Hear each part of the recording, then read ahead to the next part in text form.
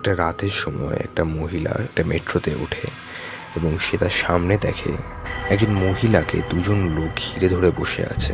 প্রথমে সে জিনিসটাকে দেখে খুব অকওয়ার্ড ফিল করলো বা ভাবলো হয়তো রাতের বেলা তাকে ওই লোক দুটো ডিস্টার্ব করছে। বাট একটু ভালো করে যখন সে লক্ষ্য করলো, ওই মহিলাটিও শান্ত হয়ে বসেছিল, তার কোনো রকম কোনো ডিস্টার্ব ফিল হচ্ছিল না এবং ওই লোকগুলো প্রায় শান্ত।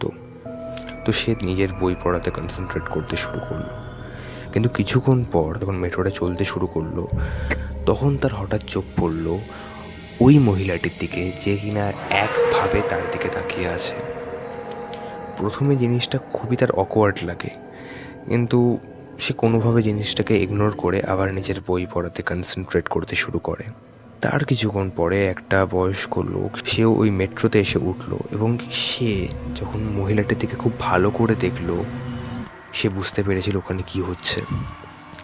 সে মহিলাটির কাছে গিয়ে শান্তভাবে বলে, আমি যেটা বলছি সেটা ভালো করে শোনো, আমাদের এই মেট্রোটা থেকে যত তাড়াতাড়ি সম্ভব নেমে যাওয়া প্রয়োজন। মহিলাটির এরকম শুনে খুবই অবাক লাগলো, কিন্তু যেহেতু সিচুয়েশনটা তারও খুব অকওয়ার্ড লাগছিল, তাই সে সেই লোকটির কথা মতো পরে স্টেশনে ওই মেট্রোটা থেকে নেমে যায়। মেট্রোটা থেকে নামার পরে লোকটা যেই কথাটা বলল সেটা শুনে মেয়েটির জাস্ট গায়ে কাঁটা দিতে শুরু করে দিল। মহিলাটি যে ওই সিটে বসছিল তার মধ্যে কোনো প্রাণ নেই। লোকগুলো তাকে হোল্ড করে রেখেছিল যাতে সে সোজা হয়ে বসতে পারে।